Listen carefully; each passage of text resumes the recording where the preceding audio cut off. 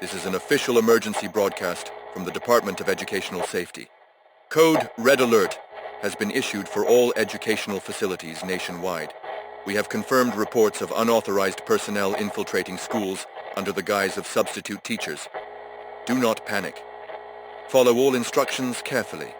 Initial reports came from Millbrook Elementary when children began exhibiting unusual behavioral patterns after exposure to a substitute teacher identified only as Ms. Carson. Students were found staring at blank chalkboards for hours, claiming they could see lessons written in light. 3 children were discovered attempting to eat chalk, insisting it tasted like memories.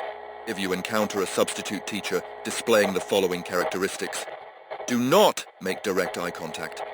Pupils that reflect light like mirrors, handwriting that appears to move when you're not looking directly at it, or the inability to cast a proper shadow on classroom walls. These individuals may ask students to look up and smile for attendance. Under no circumstances should anyone comply with this request. Medical reports indicate that children exposed to these entities develop what we're calling educational absorption syndrome.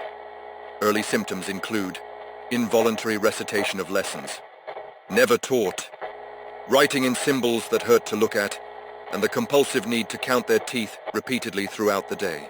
Advanced cases show students forgetting their own names, while perfectly reciting information about the bright visitors in a monotone voice.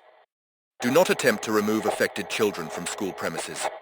Do not look at any writing these substitute teachers leave on blackboards. Do not listen if you hear children singing in frequencies that make your bones ache. The contamination spreads through observation and learning. We've discovered these entities have been systematically replacing substitute teachers for the past 18 months. They're conducting what appears to be a harvesting operation, collecting human knowledge and behavioral patterns. But that's not the worst part. Analysis of affected children's drawings shows they're preparing for something larger, something they call the final lesson. If you've watched this broadcast completely, check your reflection. Can you still remember what you learned in 3rd grade? Can you recall your first teacher's name? If you're experiencing difficulty with these memories, you've already been selected. The static you're seeing at the edges of your vision isn't from this transmission. They're already inside your head, measuring the space they'll need. Your skin will remember even if you don't.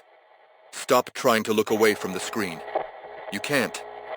You've been breathing wrong since you started watching. The lesson has already begun, and class is never dismissed.